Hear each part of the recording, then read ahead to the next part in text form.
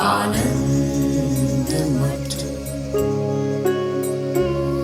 आनंद मठ और ऋषियों की अनमोल धरोहर को संजोएं।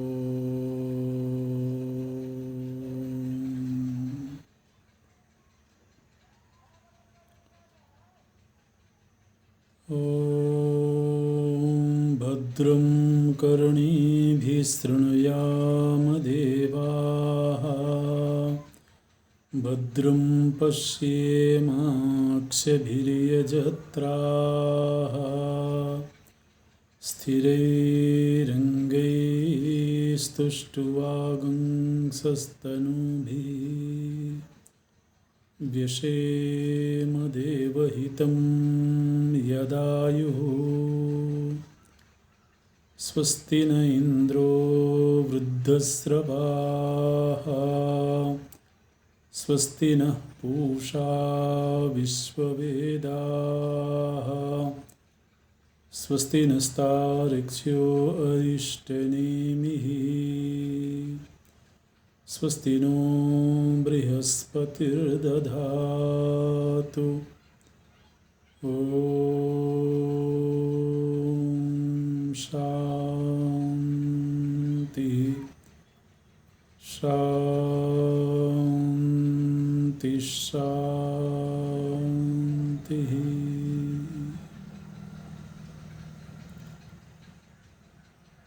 सच्चिदानन्दरूपाय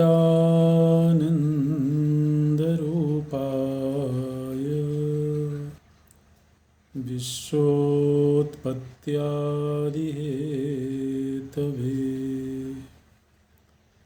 तापत्रयविनाशाय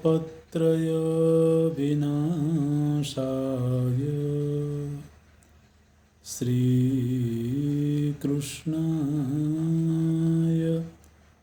वयं नमः। श्रीकृष्णाय वयं नमः। नारायणं नमस्कृत्य नरं चैव नरोत्तमं, देवीं सरस्वतीं व्यासं ततो जयमुदीरयेत्। ततो जयमुदीरयेत्।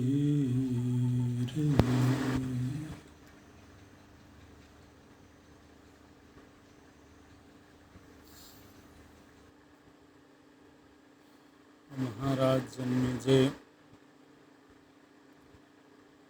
ने अपने मंत्रियों से पूछा है कि उनके पिता की मृत्यु कैसे हुई। सभासदों ने बताया कि तक्षक नाग महाराज परीक्षित को डसेगा, ये तो शाप ऋषि पुत्र के द्वारा मिल चुका था, लेकिन उस विष से बचाने के लिए काश्यप नाम के ब्राह्मण आ रहे थे, जिसको कि तक्षक ने धन से खरीद लिया, धन दे करके उनको रोक लिया। ये बात महाराज जन्मेजय को बहुत पीड़ादायक मालूम हुई ये बात ठीक है कि ऋषि के द्वारा शाप दिया गया। तक्षक नाग के द्वारा डसना है, ये भी ठीक है। लेकिन ऋषि का शाप भी पूरा हो जाता, तक्षक नाग के द्वारा डस लिया जाता। लेकिन यदि वो ब्राह्मण वहाँ उपस्थित होते तो वो अपनी मंत्र शक्ति से हमारे पिता को रोक लेते। तो तक्षक ने ये जो छल किया, ये उसको नहीं करना चाहिए था। ये उसने बड़ी भारी गलती करी है। बोलते हैं यहाँ पर जन्मेजय, इयं दुरात्मता तस्य काश्यपम यो निवर्तयत। उन्होंने काश्यप ऋषि को जो रोक दिया, ये उसका बड़ा घोर कर्म है। यदा गच्छेत स वै विप्रो ननु जीवेत पिता मम। यदि तो विप्र वहाँ पर उपस्थित होते तो निश्चित रूप से मेरे पिता जीवित हो जाते। सतुवारितवान मोहात् काश्यपं द्विजसत्तमं संजिजीव इषु प्राप्तं राजानमपराजितम्। महानतिक्रमो ह्येष तक्षकस्य दुरात्मनः द्विजस्य यो ददत् द्रव्यं मां नृपं जीवयेदिति।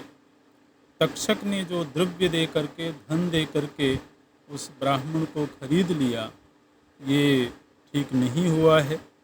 इसलिए मैं अब उस तक्षक नाग को नष्ट करने हेतु अवश्य प्रयत्न करूँगा। तक्षक इस समय पर मेरा सबसे बड़ा शत्रु है और जिस प्रकार से भी उसका नाश हो, उसका प्रयत्न जरूर हमको करना होगा। मंत्रियों से महाराज जन्मेजय ने पूछा है कि ऐसे दुष्ट नागों को नष्ट करने का उपाय क्या है।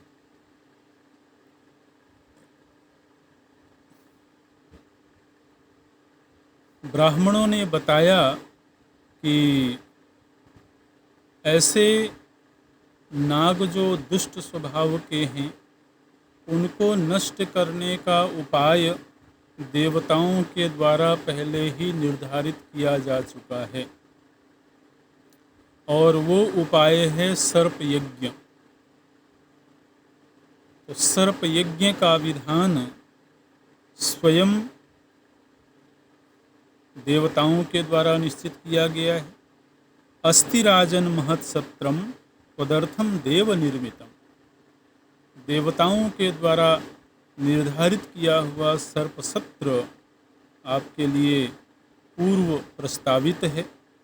इसलिए सर्प सत्रमिति ख्यातम पुराणे परिपठ्यते। आहतां तस्य सत्रस्य त्वन्यान्योऽस्ति नराधिप इति पौराणिकाः प्राहुः अस्माकं चास्ति सत्क्रतुः। तो महाराज जन्मेजय ने निश्चय किया कि अब हम लोगों को सर्प यज्ञ का आयोजन करना चाहिए। ब्राह्मणों को, योग्य ब्राह्मणों को, जो इस यज्ञ को करने में कुशल ब्राह्मण हैं, ऐसे ब्राह्मणों को आमंत्रित किया गया है। जो विद्वान हैं, संयमी हैं, यज्ञ कार्य में कुशल हैं, ऐसे ब्राह्मणों को आमंत्रित किया गया है और उनसे निवेदन किया गया है कि आप लोग सर्प यज्ञ का आयोजन करो। उचित तिथि और उचित स्थान का निर्धारण ज्योतिषियों के द्वारा किया गया है। लेकिन जिस समय पर देश और काल का निर्धारण हो रहा था, उसी समय पर एक सूत वहाँ पर उपस्थित हुआ।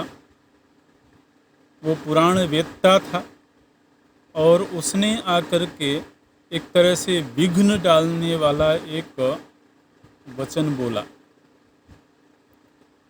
उस सूत ने कहा कि यस्मिन् देशे च काले च मापनेयं प्रवर्तिता ब्राह्मणं कारणं कृत्वा नायं संस्थास्यते क्रतुः।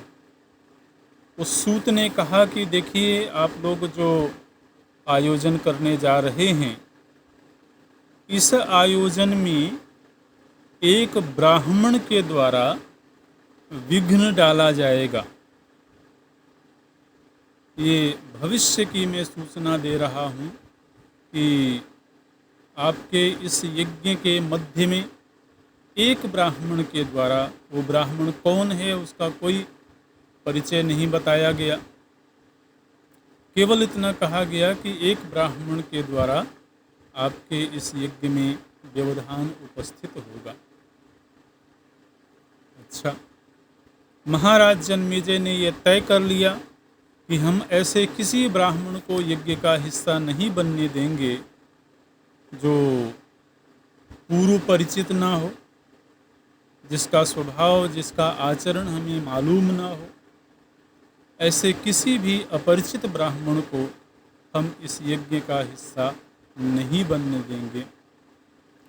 इस तरह से महाराज जन्मेजय ने यज्ञ की दीक्षा ली है और दीक्षा पूर्वक यज्ञ का कार्य आरंभ हुआ। यज्ञ के जो योग्य पुरोहित होते हैं, ब्रह्मा, होता, उद्गाता और अध्वर्यु, ये चार मुख्य पुरोहित होते हैं। कोई भी यज्ञ होवे, अगर कोई वैदिक यज्ञ होता है तो उस वैदिक यज्ञ के ये चार मुख्य पुरोहित होते हैं: ब्रह्मा, होता, उद्गाता और अध्वर्यु। तो इन चारों ही पदों के लिए बहुत योग्य ब्राह्मणों को नियुक्त किया गया है, उनका वर्ण किया गया है और पूरे विधि विधान के साथ में वह यज्ञ आरंभ हुआ है।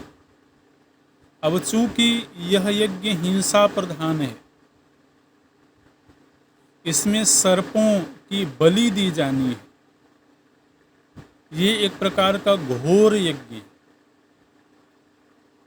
इसलिए वो जितने भी ब्राह्मण वहाँ पर उपस्थित हैं, उन सभी ने काले वस्त्र धारण किए हैं। काले वस्त्र धारण करके और जो भी अभिचार प्रक्रिया होती है, उस प्रक्रिया के आधार पर यज्ञ का आरंभ हुआ है। और जब मंत्रों का उच्चारण आरंभ हुआ, एक एक सर्प का नाम लेकर के वैदिक मंत्रों का उच्चारण हो रहा है और उस मंत्र के प्रभाव से उस नाम वाला नाग जहाँ कहीं भी है, चाहे वो किसी भी लोक में हो, उस मंत्र शक्ति के बल पर वो नाग बलात् वहाँ से खींचा जाता है और उसको जीवित ही उस यज्ञ कुंड में आहूत कर दिया जाता है। इस तरह से तो आप जरा मंत्रों की शक्ति देखिए। एक एक नाग को उस मंत्र शक्ति के बल पर उस अग्नि कुंड में सीधे ही विसर्जित कर दिया जाता है और अग्नि की ज्वाला धधक रही है, उसमें वो नाग भस्मीभूत हो जाता है। कोई कोई नाग ऐसे हैं जो एक एक कोस लंबे हैं। बोलते हैं यहाँ पर क्रोश योजन मात्रा ही गोकर्णस्य प्रमाणतः पतन्त्यजस्रं वेगेन वहनावग्निमतां वर। बोलते हैं कोई एक कोस लंबे हैं तो कोई बिल्कुल गाय के कान जितना लंबा होता है उतने छोटे नाग हैं।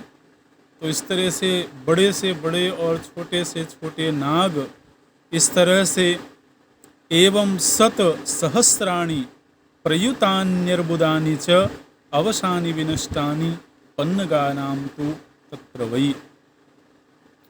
तो हजारों लाखों नाग उसमें भस्मीभूत हो रहे हैं और उन नागों के उस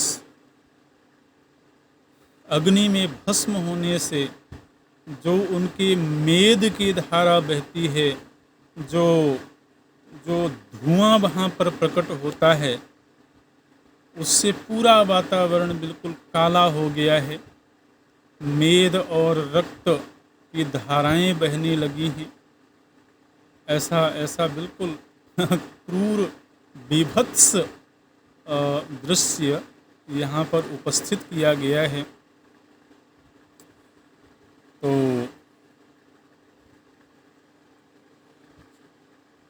नागलोक में हाहाकार मच गया।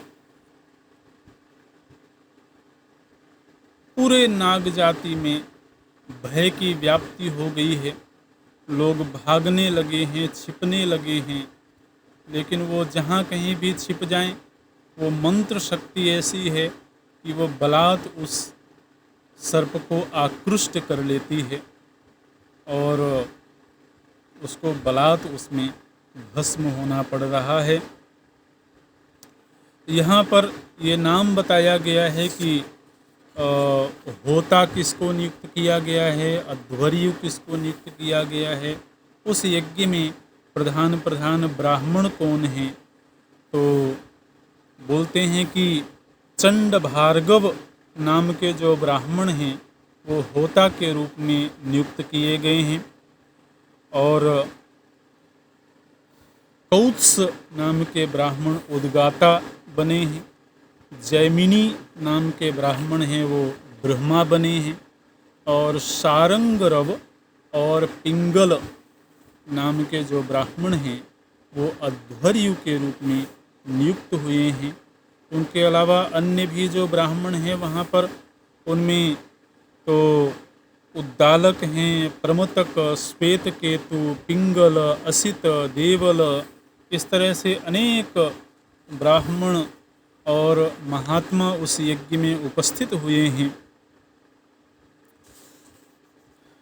उस समय पर जो नागों के राजा वासुकी हैं और तक्षक हैं, ये भी बहुत भयभीत हुए हैं। हालांकि ये बहुत बलशाली, बहुत पराक्रमी नाग हैं, लेकिन इस समय पर इस यज्ञ के सन्मुख वो भी कमज़ोर पड़ रहे हैं, उनकी शक्ति भी क्षीण हो रही है और उनके शरीर में ताप पैदा होने लगा है। भय के कारण, उस मंत्र शक्ति के कारण वो जो नाग हैं वो जलने लगे हैं, भयभीत होने लगे हैं। उस समय पर तक्षक नाम का जो नाग है वही मुख्य रूप से शत्रु है। अन्य नागों को नष्ट तो करना है, लेकिन मुख्य रूप से तक्षक को नष्ट करना है, ये महाराज का संकल्प है। तक्षक नाग को ये समझ में आ गया था कि मैं किसी भी प्रकार से बच नहीं सकता हूँ। वो नागलोक से भागा हुआ इंद्रलोक में गया। इंद्र देवता के पास में जाकर के उसने निवेदन किया है कि आप मेरी रक्षा करिए, मैं आपकी शरण में आया हुआ हूँ, आप मेरी रक्षा करें। तो जब उसने रक्षा की याचना करी है देवराज इंद्र से, तो इंद्र ने उसको अभय दान दिया है। इंद्र ने आश्वासन दिया है कि मैं तुम्हारी रक्षा अवश्य करूँगा। तमिंद्रः प्राह सुप्रीतो न तवास्तीह तक्षक भयं नागेन्द्र तस्माद् वै सर्पसत्रात् कथाचन। तो इंद्र देवता ने बोला है कि हे नागराज तक्षक, तुम्हारी अवश्य रक्षा होगी। और ब्रह्मा जी ने तुम्हारे बचने का उपाय निश्चित किया है, इसलिए तुम मृत्यु को लेकर के भयभीत मत हो। तुम मेरे पास ही रहो जब तक यह सत्र चल रहा है। तो इस तरह से आश्वासन देने पर तक्षक को थोड़ा सांत्वना मिली है और वो इंद्र देवता के पास में ही रहने लगा है। उधर जो नागराज वासुकी हैं, उनको बड़ी चिंता हुई है जब से इस यज्ञ का अनुष्ठान आरंभ हुआ है, क्योंकि वो राजा हैं और उनका दायित्व है अपने प्रजा की रक्षा करना। इसलिए वो अपनी बहन के पास गए हैं, जरत्कारु के पास में, और बहन के पास जाकर के उन्होंने कहा है कि देखो, अब वो समय आ गया है जबकि तुम्हारे पुत्र को हमारा सहारा बनना है। इसी प्रसंग के लिए हमने तुम्हारा विवाह जरत्कारु ऋषि से किया था। इसी प्रसंग के लिए तुमको संतान की प्राप्ति हुई। इसलिए तुम अब अपने पुत्र आस्तिक से कहो कि वो हमारी रक्षा करें। अच्छा, तो जरत्कारु ने अपने भाई से कहा है कि निश्चित रूप से मैं पुत्र को बोलती हूँ, उसको तैयार करती हूँ। तो अपने पुत्र के पास जाकर के जरत्कारु ने कहा कि पुत्र, तुम्हारे पिता ने तुमको जन्म दिया केवल एक विशेष प्रयोजन के निमित्त से। तुम्हारे भाइयों को अपनी माता से शाप प्राप्त हुआ है, उस शाप से रक्षा करने के लिए ही तुम्हारा जन्म हुआ है, और अब वो समय उपस्थित हो चुका है जबकि तुम्हारा जन्म सार्थक होवे। आस्तिक ने पूछा है अपनी माता से कि मुझे वो सारा प्रसंग सुनाओ कि मेरे जो मामा हैं उनको किस तरह से शाप प्राप्त हुआ, क्यों शाप प्राप्त हुआ, और मुझे उसमें क्या भूमिका निभानी है। ये सब आस्तिक ने पूछा है और संक्षेप में जरत्कारु जो माता है उसने सारा वो प्रसंग सुनाया है कि किस तरह से कद्रु और विनता के मध्य विवाद हुआ, किस तरह से कद्रु ने छल किया, किस तरह से कद्रु ने छल करने का प्रस्ताव अपने पुत्रों के पास रखा, और किस तरह से उन्होंने जब मना कर दिया उस छल में सहयोग करने से, तो माता ने शाप दे दिया। उस शाप से बचने के लिए तुम्हारे मामा ब्रह्मा जी के पास गए। ब्रह्मा जी ने उपाय बताया कि यदि जरत्कारु ऋषि के द्वारा संतान उत्पन्न होती है तो वही संतान इस शाप से रक्षा करेगी। तो सारा वृत्तांत सुनाने के बाद में माता ने कहा कि इस तरह से अब तुमको निश्चित रूप से इस यज्ञ को बंद करने का प्रयास करना चाहिए।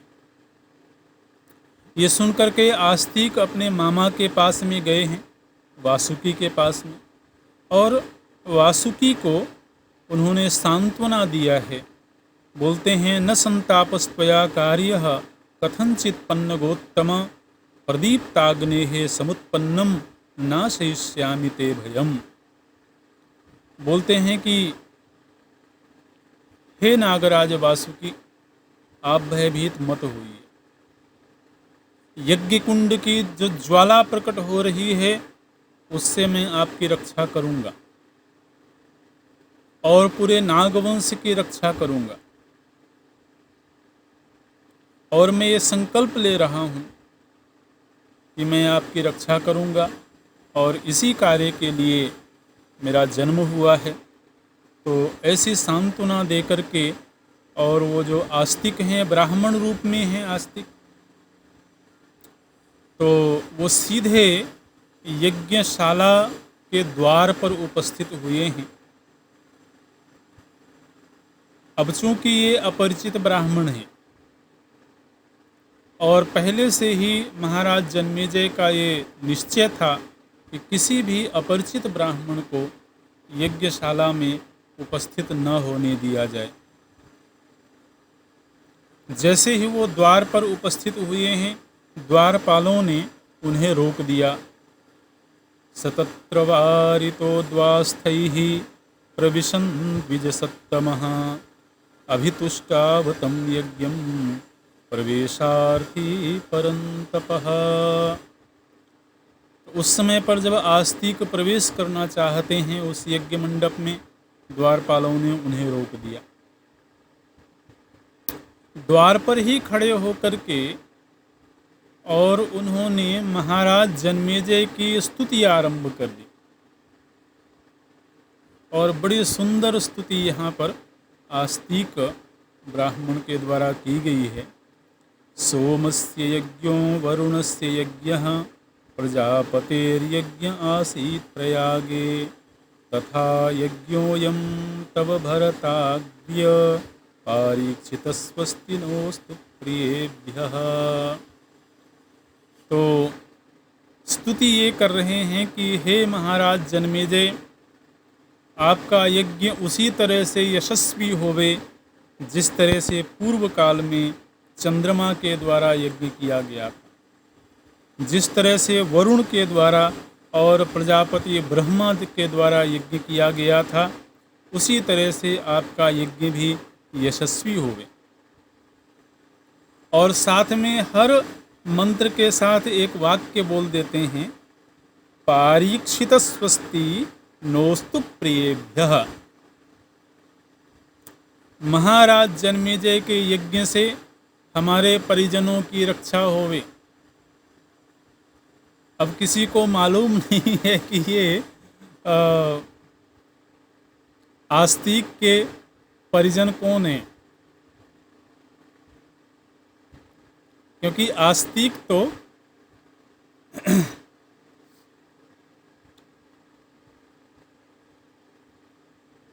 तो ब्राह्मण रूप में है और वो हर मंत्र के साथ ये बोलते हैं कि हमारे परिजनों की रक्षा होवे।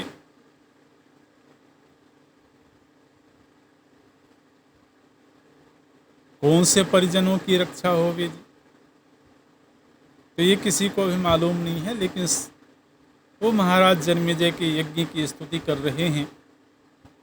शक्रस्य यज्ञः शतसंख्य उक्तः तथा पूर्वोस्तुल्य सख्यं शतं वै तथा यज्ञोऽयं तव भारताग्र्य पारीक्षितस्वस्ति नोस्तु प्रियेभ्यः। बोलते हैं कि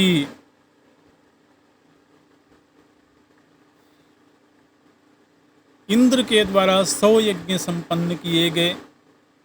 हे महाराज, आप भी 100 यज्ञ संपन्न करेंगे।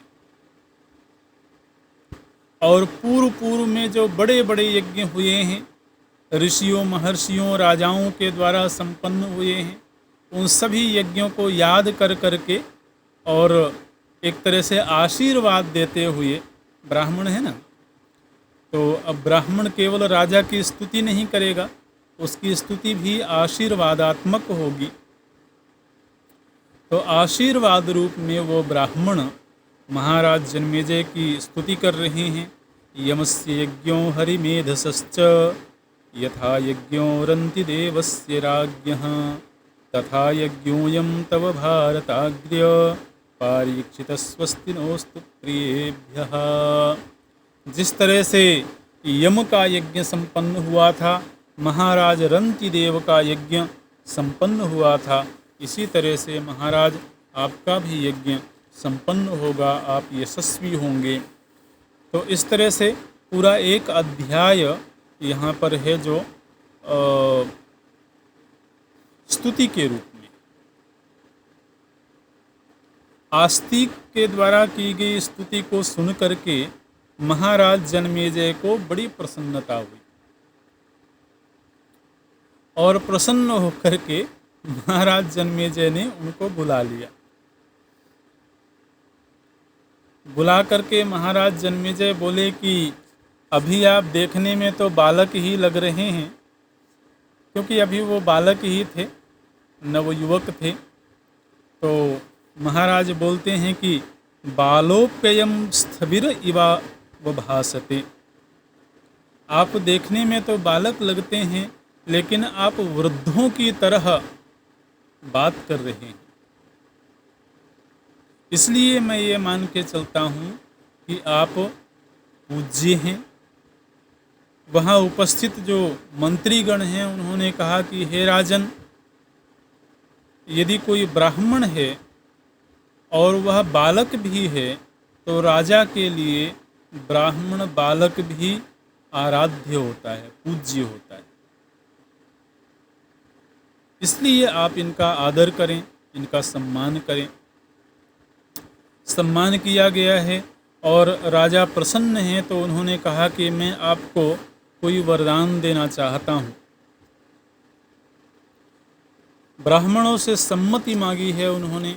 ब्राह्मणों ने कहा कि निश्चित रूप से आप इनको वरदान दीजिए, लेकिन ये भी ध्यान में रखिए कि अभी तक तक्षक नाग हमारे पास आया नहीं है।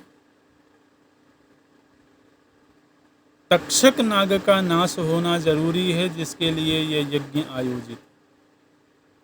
इसलिए जब तक तक्षक नाग भस्म ना हो जाए तब तक आप किसी को कोई वचन ना दें। महाराज जन्मेजय तो वचन दे चुके कि मैं आपको वरदान दूंगा,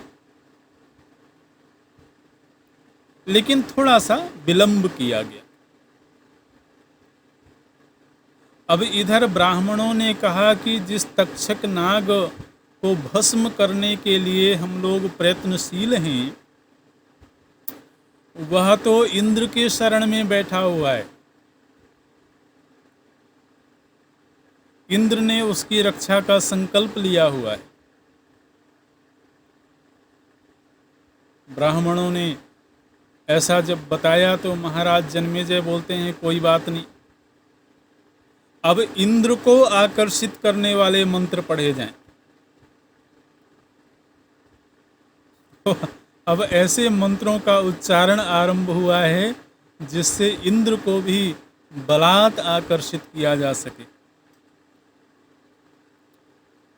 और जब ऐसा मंत्र पाठ आरंभ हुआ, इंद्रलोक में भी खलबली मच गई। इंद्र का जो सिंहासन है वो अपने आप यज्ञ की ओर आकृष्ट होने लगा, खिंचने लगा। और इंद्रदेव भयभीत हुए। महाराज जन्मेजय ने निश्चय किया कि किसी भी कीमत पर तक्षक को तो नष्ट करना है।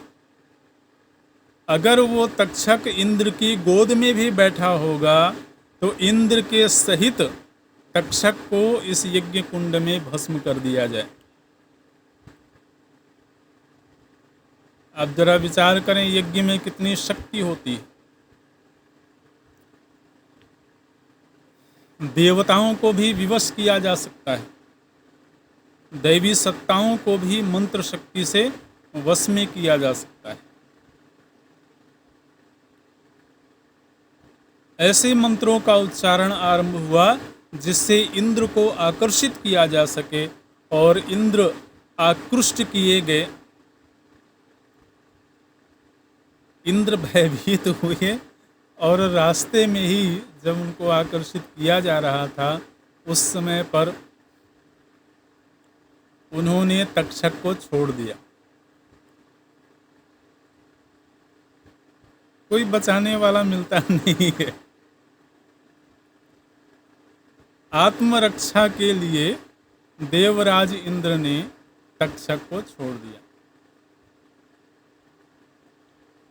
और फिर वो इंद्र अपने प्रभाव से वापस अपने लोक को चले गए। अब तक्षक आकाश में अकेला पड़ गया। जब ब्राह्मणों ने ये देख लिया कि अब तक्षक हमारे प्रभाव में आ चुका है और अब उसको इस यज्ञ कुंड में नष्ट होने से कोई नहीं बचा सकता,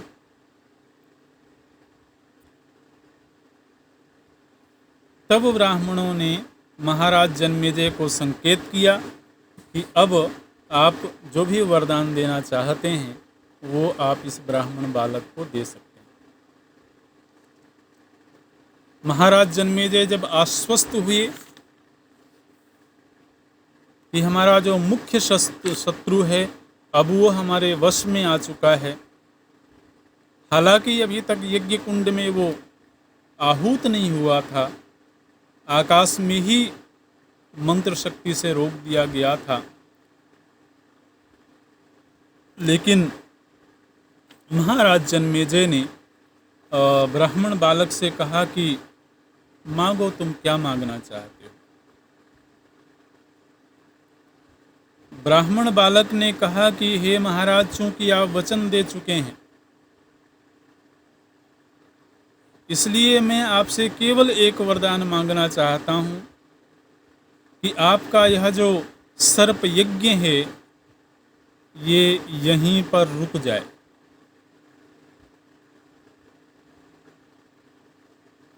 और इस घड़ी के बाद किसी भी नाग की आहुति न दी जाए,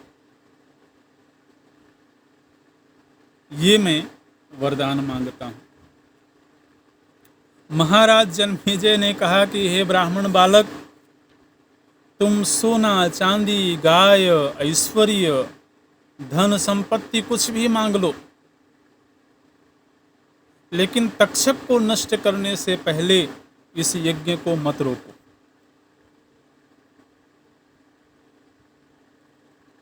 आस्तिक ने कहा कि मुझे कुछ नहीं चाहिए, कोई ऐश्वर्य संपत्ति, सोना चांदी कुछ नहीं चाहिए। वरम ददासि चेन मह्यम वृणोमि जन्मेजय सत्रम ते वीरमत्वेन्न पतेयुरिहि ओरगाः। सुवर्णं रजतं गाश्च यश्चान्य मन्यसे विभो तत्ते दद्यां वरं विप्र न निवर्तेत क्रतुर्मम। तो अंततः आस्तिक नाम के ब्राह्मण ने कहा कि मैं तो यही वरदान मांगता हूँ, आप यदि अपने वचन को सत्य करना चाहते हैं तो आप इसी समय पर इस यज्ञ को रोक दीजिए। महाराज जन्मेजय ने उस समय पर जो ऋत्विक वहाँ उपस्थित थे, जो ब्राह्मण वहाँ उपस्थित थे, उन ब्राह्मणों से उन्होंने सलाह लिया है कि इस समय पर क्या करना चाहिए। ब्राह्मणों ने कहा कि देखिए, इस समय पर आप यज्ञ में दीक्षित हैं, यज्ञ दीक्षा आप ले चुके हैं, और जब भी कोई यजमान यज्ञ दीक्षा ले चुका होता है उसके बाद उसका वचन अन्यथा नहीं होना चाहिए। यदि उसका वचन अन्यथा हो गया, झूठ हो गया, तो वह यज्ञ असफल हो जाएगा। इसलिए आप यज्ञ में दीक्षित हैं और आपने वर देने का वचन दे दिया है, इसलिए आपको मुंह मांगा वर देना होगा।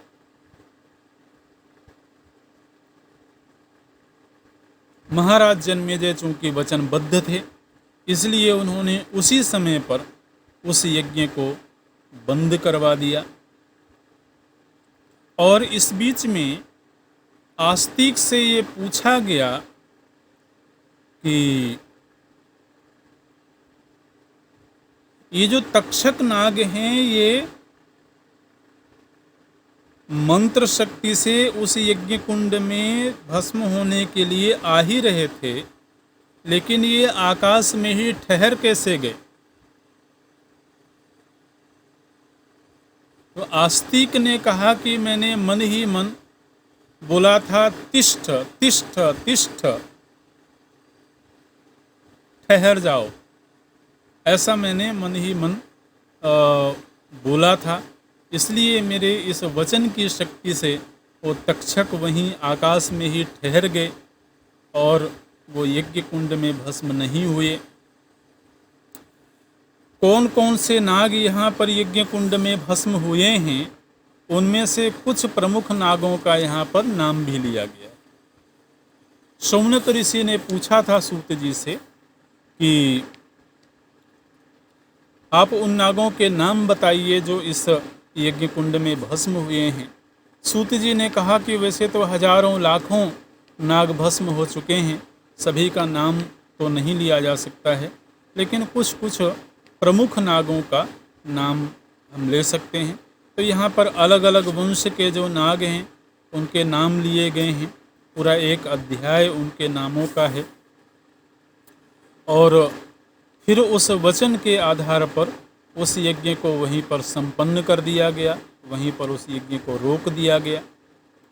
आस्तिक जो ब्राह्मण हैं उनका बहुत आदर के साथ सम्मान किया गया है और यज्ञ में आए हुए ब्राह्मणों को उचित दक्षिणाएं दी गई हैं और दक्षिणा दे करके उस यज्ञ को विधिवत संपन्न किया गया है।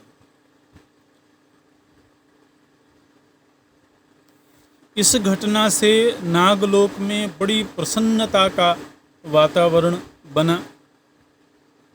सभी लोग आस्तिक के द्वारा किए गए इस कार्य से बहुत प्रसन्न हुए हैं, बहुत संतुष्ट हुए हैं और आस्तिक महाराज जन्मेजय से विदा लेकर के नागलोक गए हैं।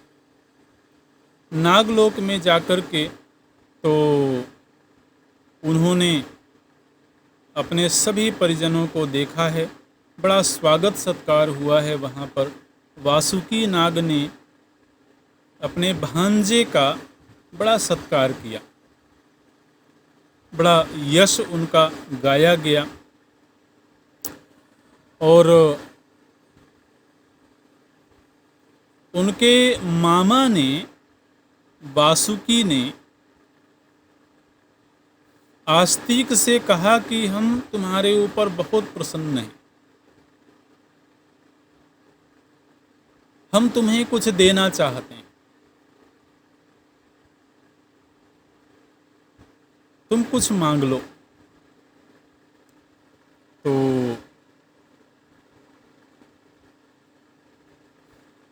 आस्तिक ने कहा कि देखिए, मैं एक ही चीज़ मांगना चाहता हूँ और वो ये मांगना चाहता हूँ कि आज के बाद कोई भी सर्प, कोई भी नाग निरपराध व्यक्ति को डसे नहीं। आप लोग ये निश्चय करिए कि अगर कोई मनुष्य है, निरपराध है, उसने नागों का कोई अपराध नहीं किया है, तो उसको वो डसे नहीं। ऐसा आप लोग वचन दीजिए। और दूसरे, आप ये वचन दीजिए कि ये जो आस्तिक की कथा है, इस कथा को जो कोई भी पढ़ेगा, सुनेगा, वह सर्पों के विष से मृत्यु को प्राप्त नहीं होगा। तो ये जो आस्तिक का प्रसंग है, यहाँ पर फिर सूत जी बोलते हैं कि जो कोई भी व्यक्ति इस आस्तिक की कथा को प्रातःकाल, सायंकाल पूरे श्रद्धा के साथ में पाठ करता है, तो उसको किसी भी सर्प से कोई भय नहीं होता है। सायं प्रातर्ये प्रसन्नात्मरूपा लोके विप्रा मानवा ये परेपि धर्माख्यानं ये पठेयुर्ममेदं तेषां युष्मन्नैव किंचित भयं स्यात्। आस्तिक ने कहा कि आप लोग ये वचन दीजिए कि इस आस्तिक के उपाख्यान को जो कोई भी पढ़ेगा आप उसे किसी भी प्रकार से भयभीत नहीं करेंगे,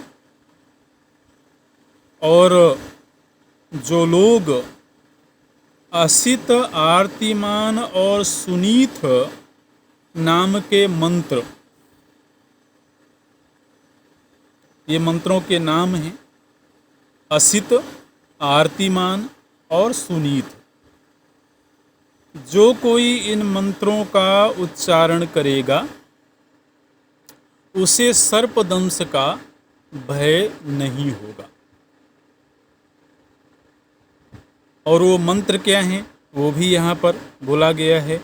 यो जरत्कारुणा जातो जरत्कारौ महायशाः आस्तिकः सर्पसत्रेवः पन्नगान्योऽभ्यरक्षत तं स्मरन्तं महाभागा न मां हिंसितुमर्हथ सर्पाप सर्पभद्रं ते गच्छ सर्प महाविश जनमेजयस्य यज्ञान्ते आस्तिकवचनं स्मर आस्तिकस्य वचः श्रुत्वा यः सर्पो न निवर्तते शतधा भिद्यते मूर्धनि शिंसवृक्ष फलं यथा। तो इस तरह से लगभग 3 श्लोक हैं। तो ये यहाँ पर कहा गया कि जो कोई भी इन श्लोकों का, इन मंत्रों का पाठ करता है उसको सर्पदंश से कोई भय नहीं होता है।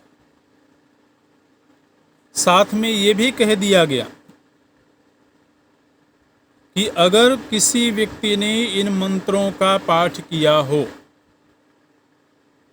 और किसी नाग ने उसको डस लिया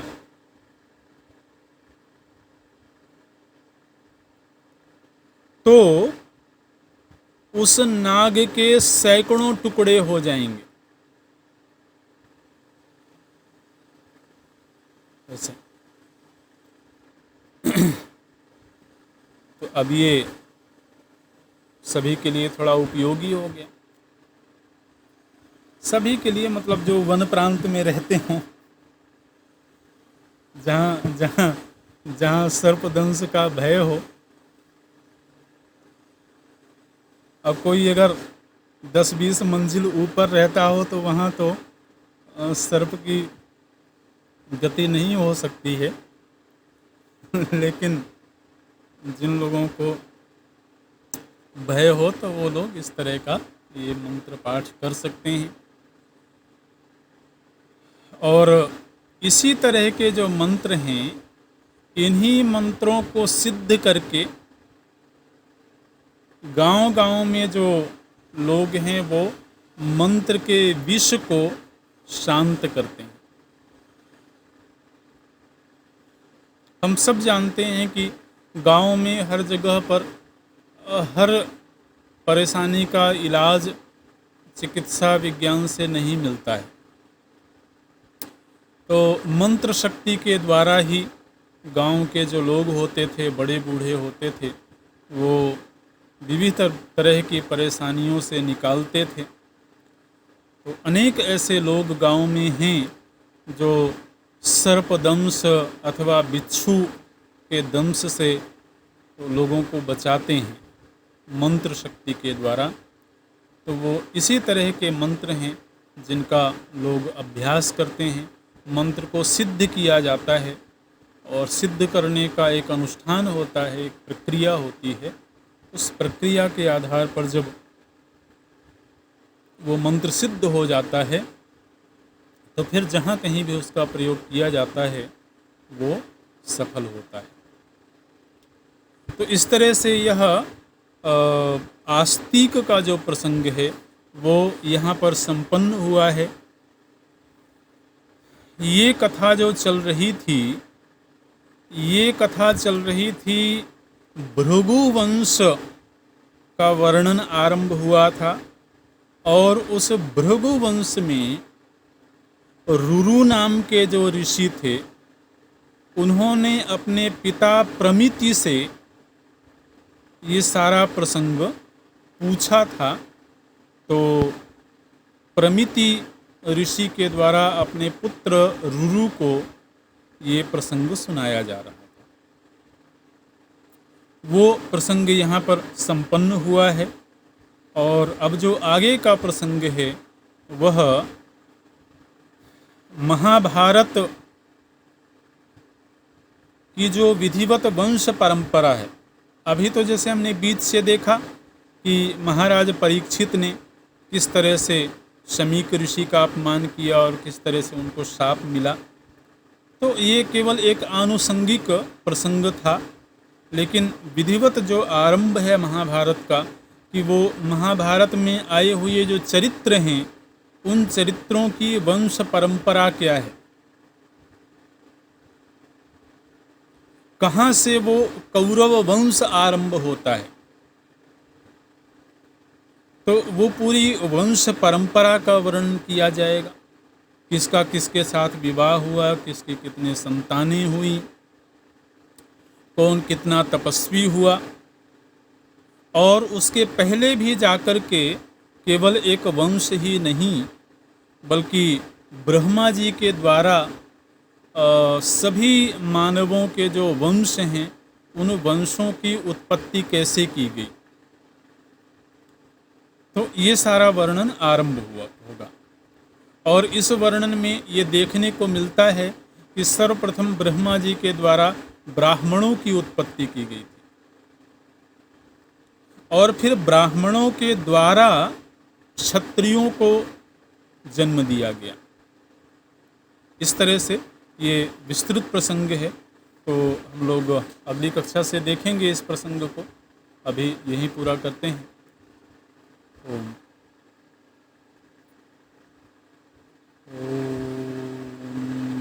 पूर्णमदः पूर्णमिदं पूर्णात् पूर्णमुदच्यते पूर्णस्य पूर्णमादाय पूर्णमेवावशिष्यते।